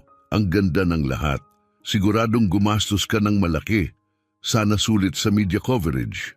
Hindi ito tungkol sa publicity, Maria. Tungkol ito sa pagtulong. Siyempre, tango niya. At napaka-coincidental na napakalaki ng impluensya ni Carmen sa charitable direction mo nitong mga araw. Nanigas ang panga ni Ricardo. Bago pa siya muling magsalita, nagdilim ang mga ilaw at may tinig sa speakers. Ladies and gentlemen, may I have your attention? Lumipat ang spotlight sa entablado. Oras na lumakad si Carmen na parabang tutungtong sa gilid ng bangin. Tuwid ang balikat, bahagyang nanginginig ang kamay. Sinuyod ng tingin ang dagat ng mga eleganteng estranghero at huminga ng malalim, hiningang tila umalog sa kanyang kaluluwa. Huminto ang hininga ni Ricardo. Ito na ang sandali niya. At kahit ano pa ang mangyari, malinaw na ang isang bagay. Hindi lang siya magsasalita, pakikinggan siya. Lumapit si Carmen sa mikropono, kumukurap sa ilalim ng mga ilaw ng entablado. Sa isang iglap, parang tatakbo siya palayo. Bahagyang kumuyom ang mga daliri, pero nanatili siya sa pwesto. Magandang gabi, panimula niya. Nanginginig ang boses, sapat para magmukhang totoo. Ako si Carmen. Tumigil siya. Huminga, hinayaang punuin ng katahimikan ang kanyang dibdib ng tapang. At lumaki ako sa orphanage na susuportahan natin ngayong gabi. Tahimik na alon ng interes ang dumaan sa ballroom, yumuko ang mga tao, bumaba ang mga champagne flutes. Nagpasya si Carmen sa mismong sandaling iyon na sabihin ang kanyang katotohanan.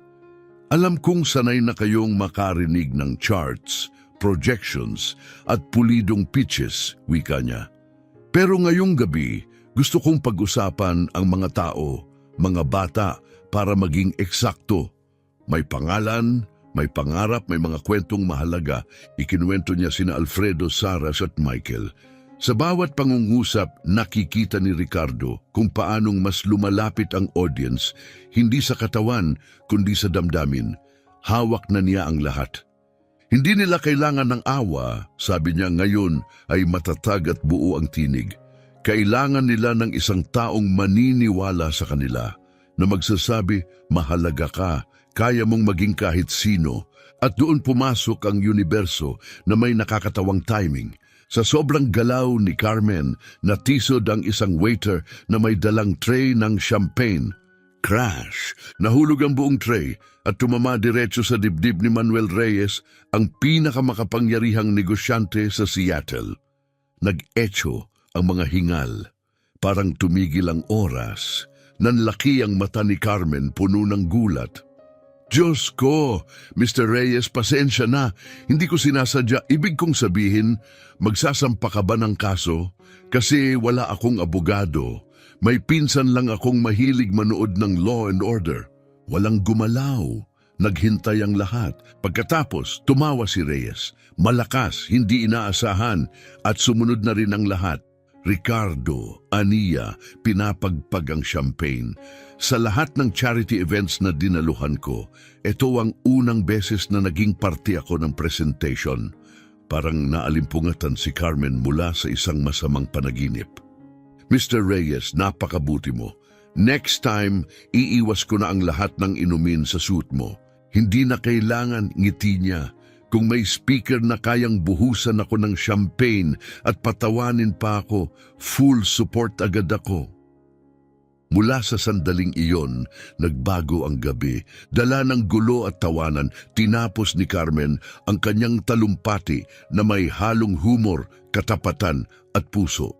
Pinatawa niya ang mga tao, pinaiyak sa kanyang sinseridad at napaabot sa bulsa. Dahil naniwala sila sa kanya, pagbaba niya ng entablado, umalingaw-ngaw ang malakas na palakpakan. At ang donasyon, lumampas sa lahat ng inaasahan. Kinagabihan matapos ang huling tseke at nakapak na ang mga kamera, nakita ni Ricardo si Carmen sa terasa, nakatingin sa kumikislap na skyline. So, sabi niya habang lumapit, kumusta ang makaligtas sa iyong unang gala? Parang nasagasaan ng limo puno ng milyonaryo, tugon niya, pagod, ngunit nakangiti. Pero alam mo yon, yung tipong limo na marunong mag-sorry pagkatapos. Napakahusay mo. Binuhusan ko ng champagne ang pinakamayamang tao sa Seattle. At sa kung anong paraan, mas lalo ka pa niyang nagustuhan. Tumingin si Carmen sa kanya, medyo namumungay ang mata. Binigyan mo ako ng pagkakataon, naniwala ka sa akin kahit hindi ako naniniwala sa sarili ko. Hindi, sagot niya, lumapit pa. Ipinakita mo sa akin kung ano ang tunay na mahalaga. Tahimik silang tumayo, ang lungsod nag-iingay sa ibaba, malamig ang simoy ng gabi. Tinitigan ni Ricardo ang babae sa harap niya, bahagyang magulo ang buhok, ang bestiday may kunting gusot mula sa yakapan at camera flashes, ngunit ang ngiti, mas maliwanag pa sa ilaw ng lungsod. Carmen, mahina niyang sabi. Yes, wala nang lumabas na salita. Sa halip, marahang yumuko si Ricardo, dahan-dahan, banayad, at hinalikan siya. Sa una maingat, nag-aalangan, ngunit agad na lumalim, puno ng lahat ng hindi nila masabi. Nang maghiwalay sila, parehong humihingal. Bumulong si Carmen, well, hindi ko yon inasahan. Oo, sagot ni Ricardo, hindi inaasahan. Pero hindi rin masama, dagdag niya, namumula ang pisngi. Tahimik silang tumawa, para bang simple ang mundo. Pero ang kasimplehan hindi tumatagal. Sa ibaba, sa likod ng mga bintana ng ballroom, dalawang anino ang nagmamasid, sina Isabela at Maria. Nakita nila ang halik. Nagbabago ang lahat, mahinang wika ni Isabela. Oo, sagot ni Maria, naniningkit ang mata. Bagamat baka hindi sa paraang iniisip nila. Ngumiti silang pareho, masikip, may alam at malayo sa pagiging palakaibigan. Pagsapit ng Lunes, ibang enerhiya ang bumalot sa penthouse. Mas maliwanag, mas magaan, para bang nalinis ang hangin mula sa lahat ng peke. Mas malakas kaysa dati ang paghuni ni Carmen, sintunado pa rin pero napakaganda. Habang nagluluto ng scrambled eggs sa kusina. Samantala, nakadaan si Ricardo ng 4 na beses sa kusina sa loob lang ng 1 oras. Sa ika-5 beses, hindi na siya tiningnan ni Carmen. Mr. Fernandez, sabi niya, iniikot ang itlog sa kawali. Ika-5 mo na itong pasok dito mula sumikat ang araw. Tinitingnan mo ba kung nananakaw ko ang paminta o may gusto ka bang sabihin? Napatigil si Ricardo sa pintuan, huli siya. Tinitingnan ko lang kung may kailangan ka, sabi ni Ricardo, nakatayo ng alanganin sa pintuan. Lumingon si Carmen, hawak ang kahoy na sandok, may nakakalokong ngiti. Aha, at wala itong kinalaman sa halik noong Sabado ng gabi, namula ang mukha ni Ricardo. Carmen, tungkol doon, pinutol siya ni Carmen na tumatawa. Relax, Mr. Fernandez. Hindi naman ako magsasampa ng kaso para sa workplace romance. Ipinagpatuloy niya ang pagluto, walang pakialam. Pero medyo nalilito lang ako. Normal ba na halikan ang boss mo? Baka na-miss ko ang chapter na yun sa housekeeping handbook. Bago pa makasagot si Ricardo, tumunog ang intercom. Sumingit ang boses ni Carlos. Sir, may bisita kayo. Ernesto Morales mula sa foundation. Humihingi ng ilang minuto. Paakyatin mo, mabilis na sagot ni Ricardo, biglang alerto. Tinaasan siya ng kilay ni Carmen. Makalipas ang 15 minuto, dumating si Ernesto. Impeccable ang bihis, kumpiyansa at halatang interesado kay Carmen mula nang pumasok siya dala ang tray ng kape. "Ricardo, my friend," bati ni Ernesto, nakikipagkamay. "Kailangan kong magpasalamat ng personal para sa Sabado. Hindi ko malilimutan ang gala na iyon. Lahat ng credit kay Carmen," tugon ni Ricardo. Pinapanood kung gaano kadalas dumidiretso ang tingin ni Ernesto sa kanya. Tumayo si Ernesto nang lumapit si Carmen. "Miss Carmen, ang presentation mo ang pinakatapat at nakakaantig na speech na napanood ko sa lahat ng taon ng pag-attend ko ng events." Namula si Carmen. "Salamat, Mr. Morales. Kahit na sigurado akong hindi kasama sa script ang lumilipad na champagne," tumawa si Ernesto. "Eksakto, yun ang nagpaka-espesyal dito." Bahagyang yumuko siya. "Actually, iniisip ko kung gusto mong mag-lunch sometime this week. May ilang ideya ako para palawakin pa ang orphanage project." May kumurot sa sikmura ni Ricardo, isang bagay na parang selos na nakatuksedo. Nagalinlangan si Carmen. "Napakabait mo. Hindi ko lang alam kung..." "Puro professional, syempre," dagdag ni Ernesto na may nakakakumbinsing ngiti. "Pwede tayong mag-brainstorm ng mentorship program para sa mas matatandang bata." Tumango si Carmen pero tumingin muna kay Ricardo, parang humihingi ng permiso. Malaya siyang gawin ang gusto niya, sagot ni Ricardo. Pinilit gawing kaswal ang tono. Iniabot ni Ernesto ang business card. "Great! Kamusta ang Huwebes? May alam akong tahimik na lugar downtown na siguradong magugustuhan mo." Pagkaalis ni Ernesto, naging kakaiba ang atmosphere sa penthouse. Tahimik, mabigat.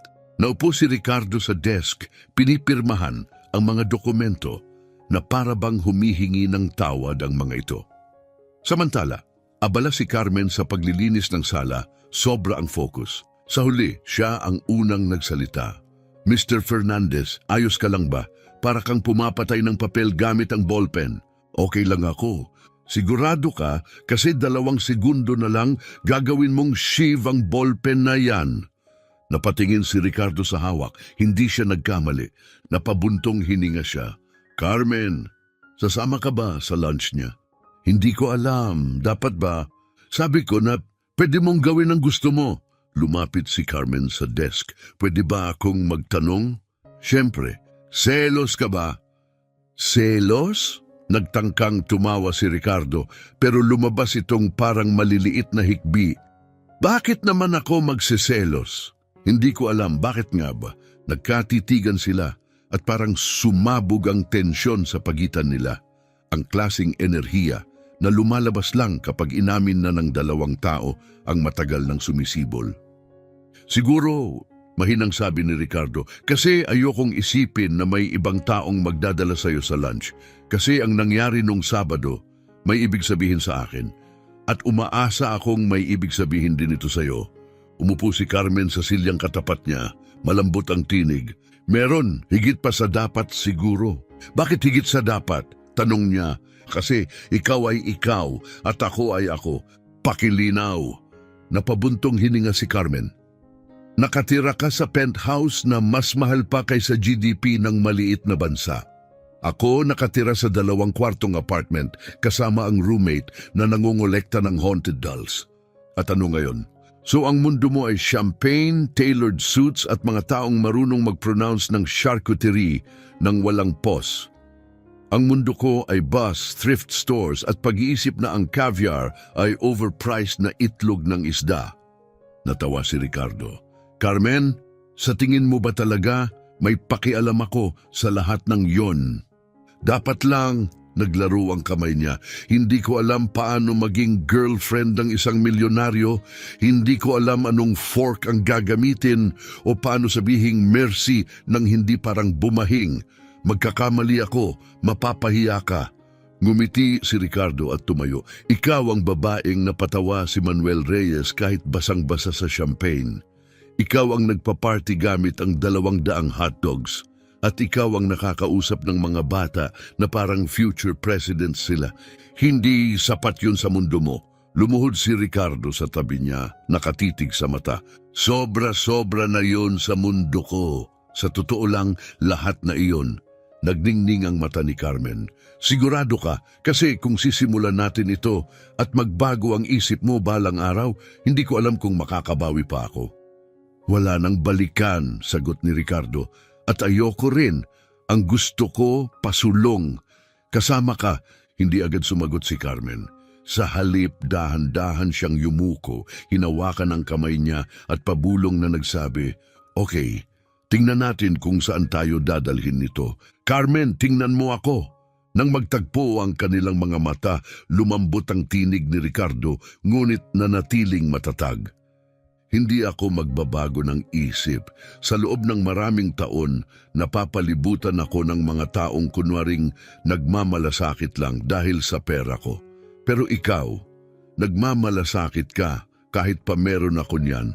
At higit pa roon, ang ibig sabihin sa akin, nagalinlangan ng mukha ni Carmen. Paano kung hindi ako mag-fit in? Paano kung makita ng mga klase mong kaibigan na isa lang akong small town nobody? Umiling si Ricardo. Kung ganon, hindi ka nila karapat-dapat. Ngumiti siya. Sa totoo lang, pagkatapos ng nakita ko sa credit card experiment, pakiramdam ko mas marami pang matututunan sa'yo ang mga tinatawag kong sophisticated friends. Namula si Carmen. Totoo bang naniniwala ka diyan? Oo, at may aaminin ako. Tumaas ang kilay ni Carmen. Ano yon? Natatakot din ako. Kumurap si Carmen. Ikaw?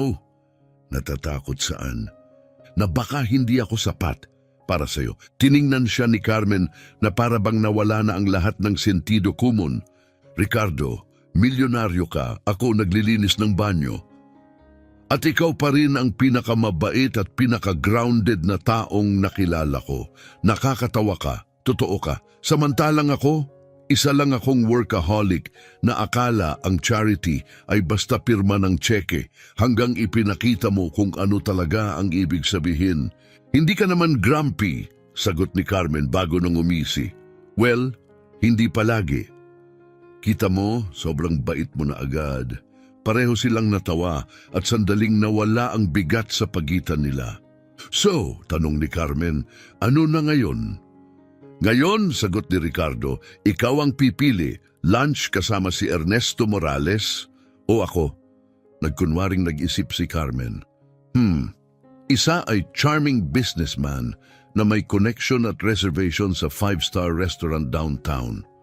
Ang isa naman kumakain ng organic cereal sa hapunan habang nag-e-email na nakamidyas. Hoy, kunwaring na-offend si Ricardo, mahal ang cereal na yon. Sold, tawa ni Carmen, pero sa kondisyon na hindi ka magmumukhang asong malungkot tuwing may ibang kausap sa akin. Susubukan ko, sagot niya, at tigilan mo na rin ang pagpapanggap na chinecheck ang microwave kada 5 minuto. Hindi ako nagpapanggap, concerned ako sa microwave. Ricardo, okay. Pangako, mas tatago ko na lang ang obsessive need ko na laging nasa paligid mo. Better! Muli silang nagtawanan, nalulunod sa isang sandaling simple at puno ng pag-asa, pero hindi kalayuan, may nakatagong anino sa pag-asang iyon. Sa kabilang kalye, sa loob ng isang trendy cafe na may malalaking bintana, nakaupo si Isabela. Kitang-kita niya ang penthouse ni Ricardo. Ibinaba niya ang compact binoculars at kinuha ang telepono. Maria? Ako ito. Kailangan nating mag-usap. May problema ba? Pwede mong sabihin yon, malamig na tugon ni Isabela. Ang maliit nating kaibigang Maid ay naging mas malaking problema kaysa sa inaakala natin. Binaba niya ang tawag, mahigpit ang hawak sa tasa ng espresso. Sa likod ng salamin, pinanood niyang nagtatawanan sina Carmen at Ricardo. Masyadong magkalapit, masyadong masaya. Umikot ang malamig na ngiti sa kanyang labi. Kung iniisip ni Carmen na basta na lang siya makakapasok sa buhay ni Ricardo at agawin ang kanyang lugar, magkakamali siya. May mga aral na kailangang ituro sa mahirap na paraan. At handa si Isabela na maging guro. 3 araw matapos, amoy bawang at rosemary ang kusina ng penthouse.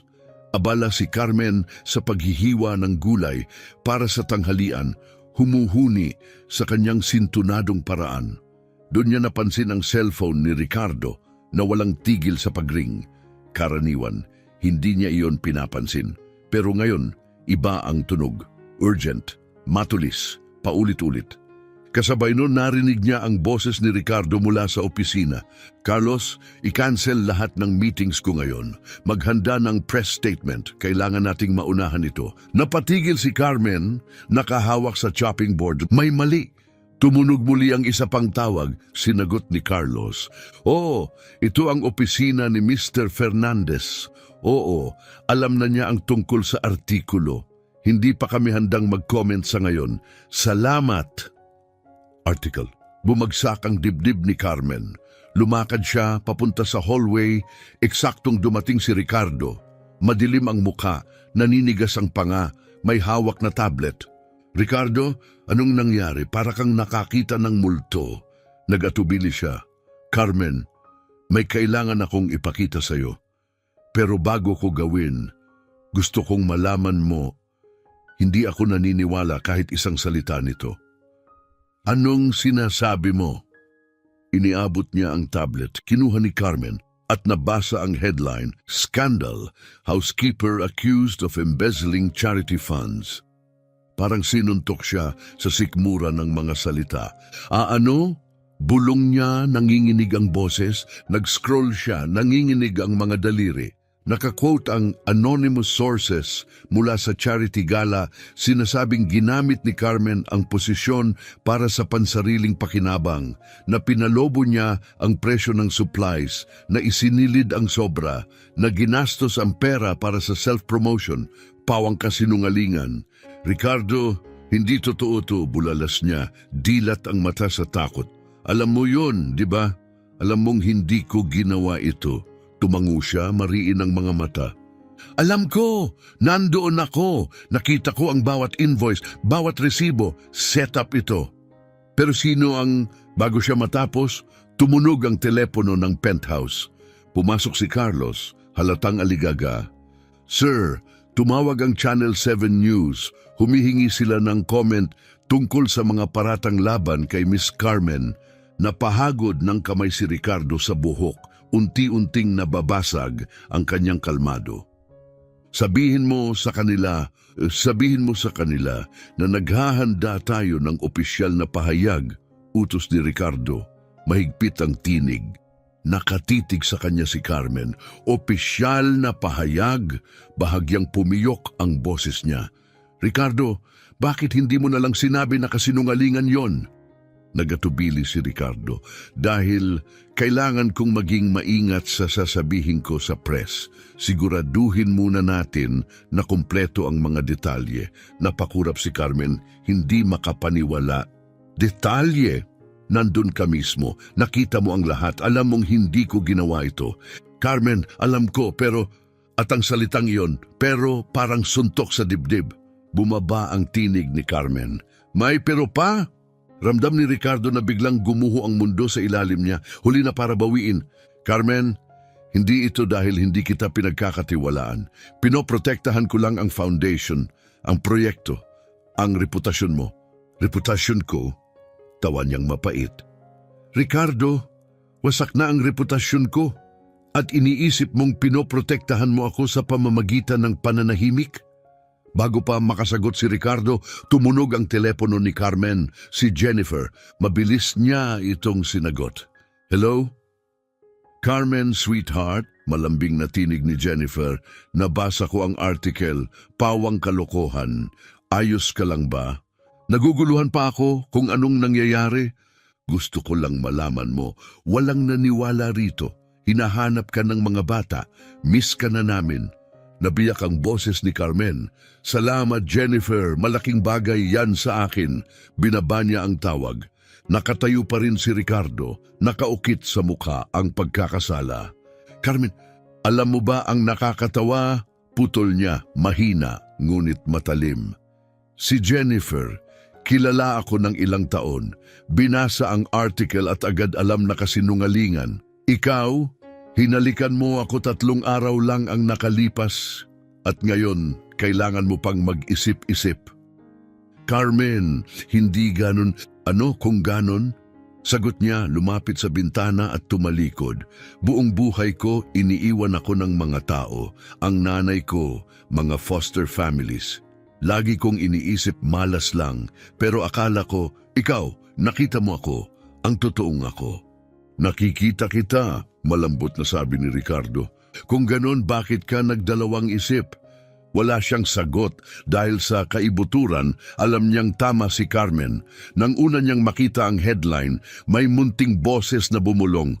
Paano kung hindi tungkol sa pera, kundi sa motibo, sa tiwala, at sapat na iyon para sirain ang lahat. Lumingon si Carmen, tumutulo ang luha. Hindi mo na kailangang magpaliwanag, wika niya. Naiintindihan ko, Carmen, isa lang akong maid na lumampas sa lugar at kapag naging komplikado, mas madali akong bitawan kaysa ipaglaban. Hindi totoo yan. Hindi ba? Matalim ang tingin niya. Kung ganon, bakit hindi mo agad dinipensahan ako? Sabi mo mahal mo ako, pero noong mahalaga, noong kailangan kita, nagpapos ka. Mas malakas pa sa salita ang katahimikan ni Ricardo. Dapat nagsalita ako. Amin niya, pausang boses. Dapat sinabi ko agad ang totoo. Dapat nga, bulong ni Carmen, pero hindi mo ginawa. Pinunasan niya ang luha, lumabas ng hallway at bumalik na may backpack. Anong ginagawa mo? Tanong ni Ricardo. Alis na ako. Saan? Sa lahat, sa trabaho, sa lugar na to, sa'yo. Hindi mo kailangang, Carmen, kaya nating labanan to. Malalaman natin kung sino ang nasa likod. Mababalik natin ang pangalan mo. Huminto siya sa may pinto. Ricardo, ang pagkakaiba natin, iniisip mong kailangang linisin ang pangalan ko. Ako, alam kong hindi ito nadumihan. At kung hindi mo rin kayang makita yon, baka nagkamali ako sa'yo. Carmen, please, huwag kang umalis ng ganito. Nasaktan, nadismaya, eksakto kasi ang nararamdaman ko. Manatili ka na lang, pakiusap hanggang maayos natin. Umiling si Carmen. Lumaki ako sa orphanage, Ricardo. Nakita kong araw-araw may batang nakatanaw sa bintana, hinihintay ang mga magulang na hindi bumabalik. Hindi sila bumalik kailanman. Tinitigan niya ito ng diretsyo. Kapag nagdalawang isip ang isang tao na ipagtanggol ka, kahit isang segundo, ibig sabihin desidido na silang hindi ka ipaglaban. Hindi yon ang desisyon ko, pero yon ang ipinakita mo at ang pinakamasakit, tama siya, ang munting pagdududa na pinapasok ni Ricardo ang sumira ng lahat. Carmen, basag ang boses niya. Hinawakan niya ang pinto. Mag-ingat ka, Ricardo, huling wika ni Carmen. At sa susunod na may totoong nagmamalasakit sa'yo, pagkatiwalaan mo siya agad. Dahil minsan, yun lang ang tanging pagkakataon na meron ka. Lumabas siya at naiwan si Ricardo mag-isa sa kusina. Walang musika, walang tawa, walang kalansing ng plato. Tanging tunog ng pagsisisi na umuugong sa marmol at katahimikan. Makalipas ang ilang minuto, sumilip si Carlos sa pintuan. Sir, tumawag ulit ang Channel 7. Gusto nilang malaman kung maglalabas ka ba ng anumang pahayag, sabi ni Carlos mula sa may pintuan. Hindi agad sumagot si Ricardo. Nakatayo siya sa bintana, nakatingin kay Carmen na naglalakad sa sidewalk sa ibaba. Maliit ang backpack pero para bang buhat ang buong buhay niya. Carlos, sa wakas ay sabi niya, mababa ngunit tiyak ang tinig. Maghanda ka ng full statement, pampubliko. Ipinagtatanggol si Carmen, malinaw, malakas, walang kahit anong pagdududa. Yes sir, tugon ni Carlos. Pero kung maaari kong itanong, anong nagbago? Bakit bigla kang hindi na nag-iingat? Patuloy na nakatitig si Ricardo sa kalsada. Papaliko na si Carmen, tuluyang nawawala sa tanaw. Napagtanto ko lang, bulong niya, na nawala sa akin ang tanging taong tunay na mahalaga. At napagtanto ko rin na isa akong ganap na tanga. Tahimik na tumango si Carlos at umalis. Muling bumalot ang katahimikan sa kusina. Ngunit hindi na ito ang katahimikang dala ng kapayapaan, kundi ang katahimikan matapos ang bagyo kapag naunawaan mong hindi bahay ang nasira, kundi ikaw mismo ang nagpaulan ng hangin. Mas malamig kaysa dati ang penthouse. Wala nang amoy ng bagong lutong kape. Wala nang humming mula sa kusina. Wala na si Carmen. At sa kawalan na iyon, sa kalang lubos na naunawaan ni Ricardo, lahat ng kapangyarihan, kayamanan at seguridad na naipon niya ay walang halaga kumpara sa tiwala ng iisang babaeng hindi kailanman humingi ng kahit ano sa kanya, maliban sa paniniwala. Nagbago si Ricardo, naging taong puno ng misyon, gaya ng minsang nakita ni Carlos noon. Walang tulog, magulo ang itsura at desperado. Kalat ang opisina, mga papel na nagliparan sa mesa, maraming tasa ng kape na hindi naubos at mga notang isinulat kung saan-saan, resibo, napkin, kahit sa gilid ng pahayagan. Pumasok si Carlos, maingat. "Sir, Carlos," sabi ni Ricardo, "hindi man lang tumingin. Kailangan ko ng tulong mo." "Siyempre," sagot ni Carlos, "pero kung sasabihin ko lang, para ka ng conspiracy theorist." Nakita ni Ricardo ang refleksyon niya sa bintana. Gusot ang buhok, may balbas, at may mancha ng kape sa damit. Hindi siya nagkamali si Carlos. "Kailangan kong imbestigahan sina Isabela at Maria," utos ni Ricardo. Tahimik lang. Tumaas ang kilay ni Carlos. "Imbestigahan paano eksakto?" "Parang mga spy." "Sir, baka nakakalimutan mong nandun ako nung bumili ka ng saxophone at nagtangkang bumuo ng jazz band ng 3:00 ng umaga. Mataas ang pasensya ko sa kakaiba, pero parang trabaho ito ng mga profesional." "Wala nang oras," sagot ni Ricardo, tumayo na may bagong determinasyon. "Personal ito." 2 oras ang lumipas, gumulong na ang plano. Nakaitim na beret si Ricardo, malalaking sunglasses at peking bigote na parang galing sa pelikula noong dekada 70. Si Carlos naman, tapat pa rin, nakasuot ng fishing hat at nakadikit na balbas. "Sir," sabi ni Carlos, inayos ang balbas, "para tayong 2 puganteng nakatakas mula sa isang themed cruise ship." "Perfect. Hindi tayo makikilala. Ang misyon, si Ricardo ang susunod kay Isabela.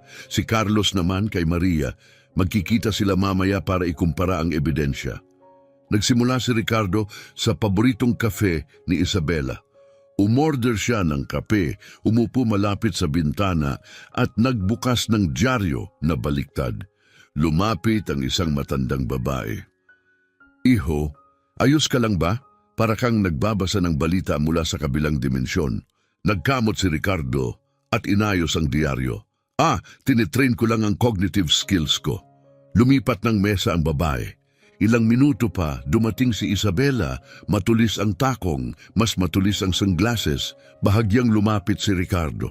Nagsimula siyang makinig, ngunit nabangga ang upuan. "Sorry," bulong niya, tinatakpan ng mukha ng bigote.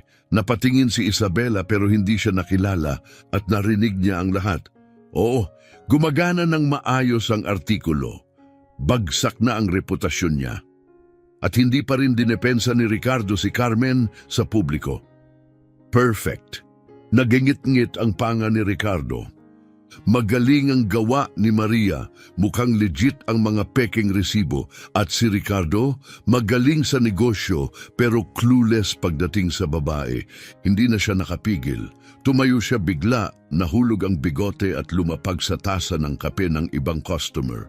"Bigote ko!" Napasigaw siya. Nagtinginan ng lahat, napatitig si Isabela. "Ricardo?" "Hindi."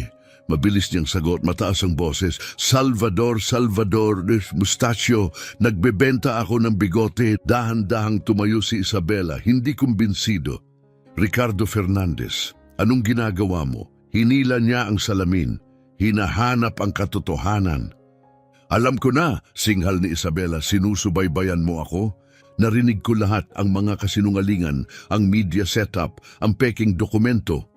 Umirap si Isabela. "At may ebidensya ka ba?" Napatigil si Ricardo. "Wala." "Ayan na nga." Anya sabay kuha ng bag, mayroon ka lang basang bigote at wala kang ideya kung ano talaga ang habol ni Carmen. Hindi niya nga alam na mayaman ako nang nagsimula siyang magtrabaho para sa akin. Oh please, syempre alam niya, sino ba namang tatanggap ng trabaho sa penthouse nang walang alam sa may-ari? Hindi yun ang mahalaga, hindi niya kailanman ginamit laban sa akin. Hindi pa, bigyan mo lang ng oras. Darating siya na may emotional damage lawsuit o kung anuman. Hindi mo kilala si Carmen. Kilala ko ang mga babaeng gaya niya. Ikaw, isa ka lang lonely at naive.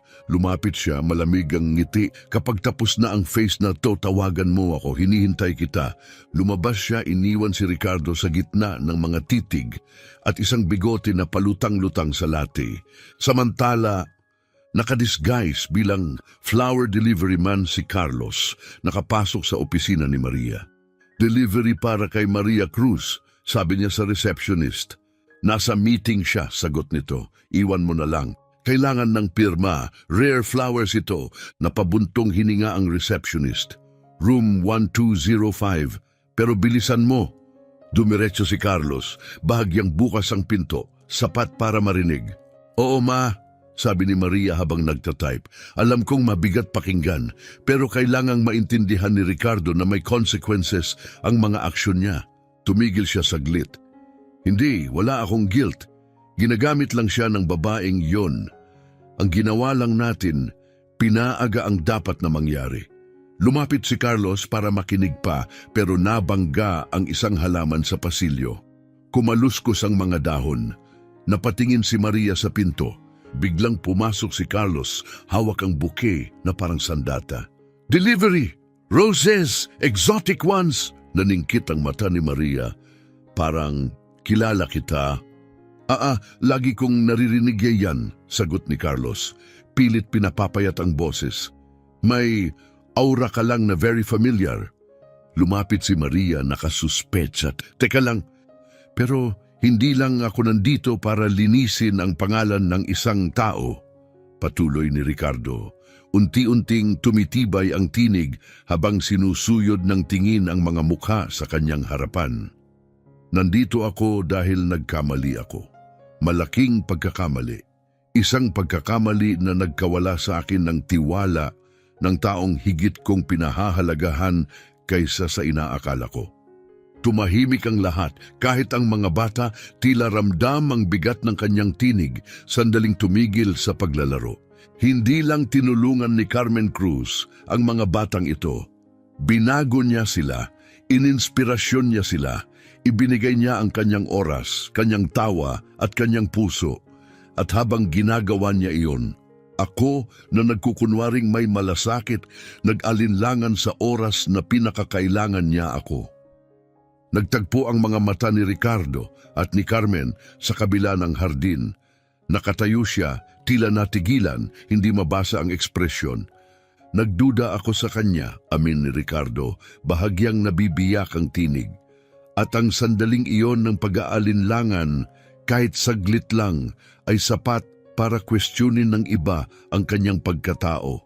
Pagsisihan ko iyon ng matagal, may nagtangkang magtanong, ngunit tinaas ni Ricardo ang kamay.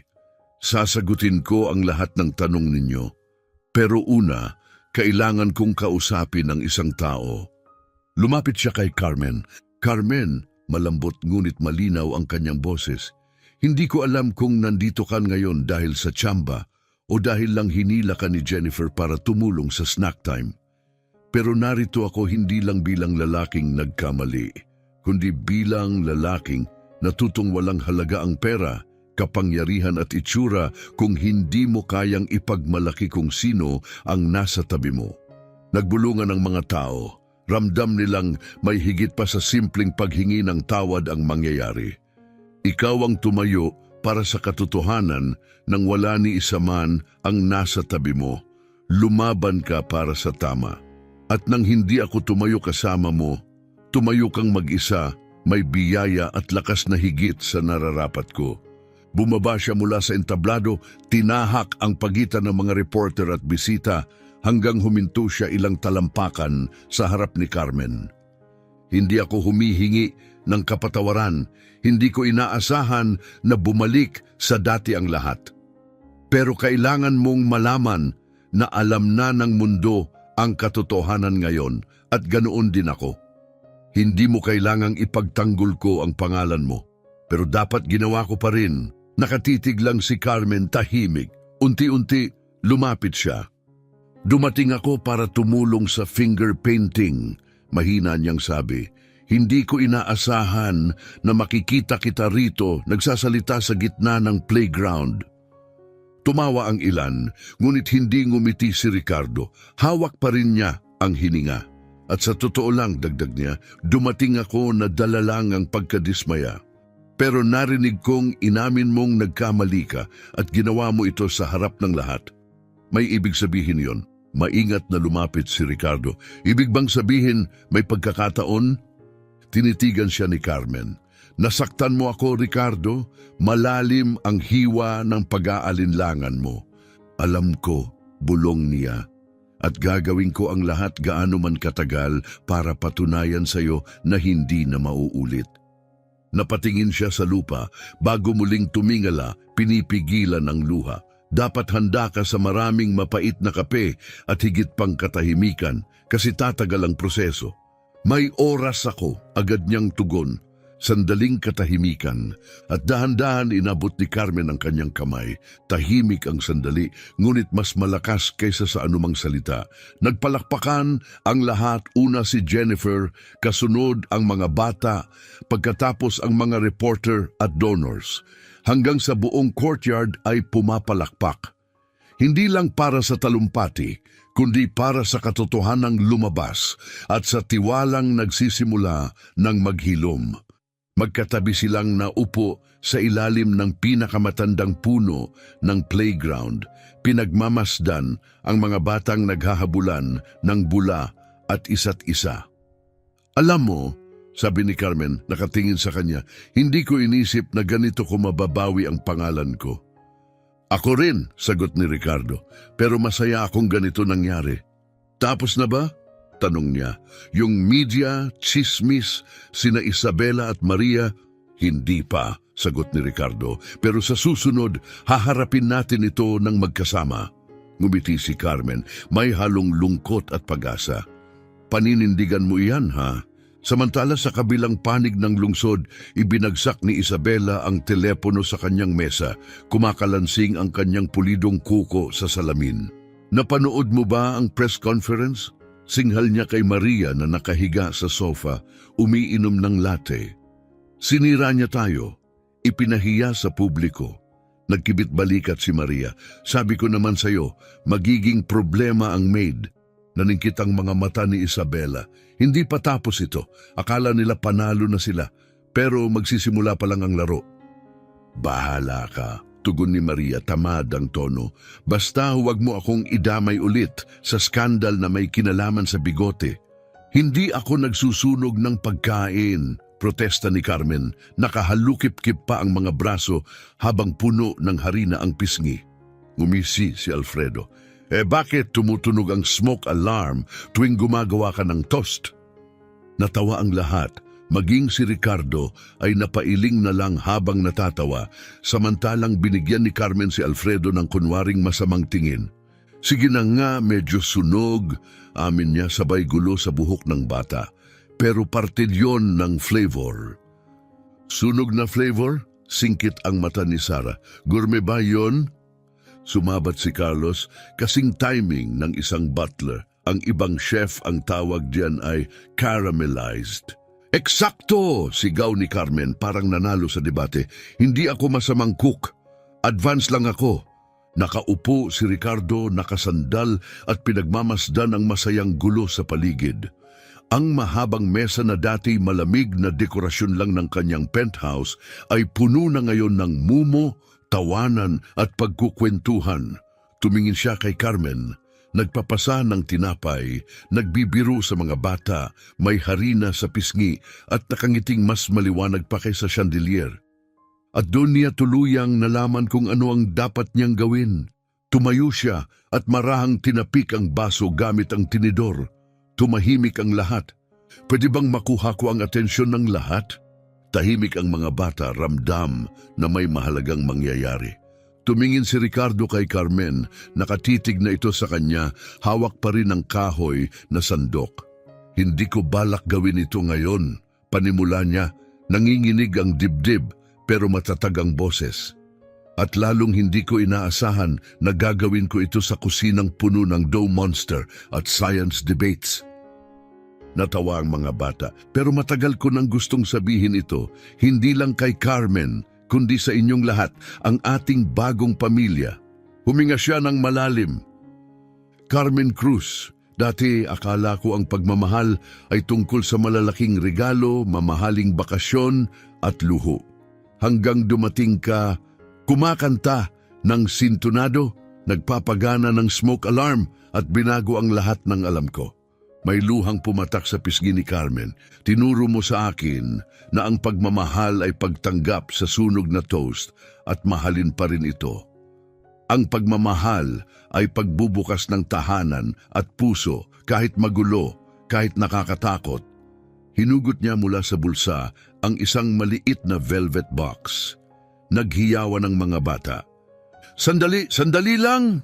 Bulong ni Carmen, namulat ang mga mata. Alam kong may mga pagkukulang tayo, patuloy ni Ricardo, binuksan ang kahon. Nandyan ang singsing, simple, tama, totoo. Pero alam ko rin na bawat sandali na wala ka, parang bahay na walang ilaw. Carmen, pakakasalan mo ba ako?